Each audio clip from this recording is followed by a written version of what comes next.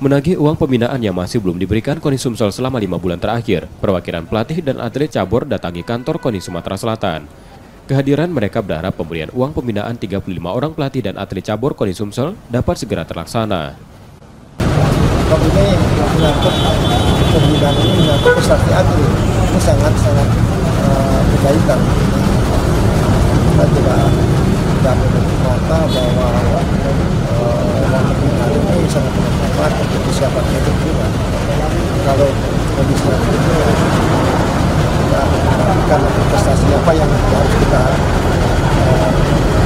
mintakan kepada mereka. Terkait hal ini, pengurus KONI Sumsel memastikan uang pembinaan pelatih dan atletnya akan segera diberikan, namun dilakukan sesuai aturan dan sistem yang ada. Terkait dengan uang pembinaan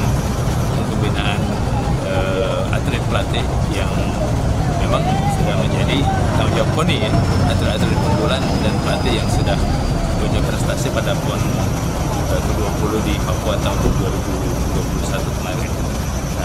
Secara teknis, karena untuk urusan Binpres, ya, khususnya untuk masalah honor pelatih dan atlet unggulan, ini langsung dihendar oleh ketua.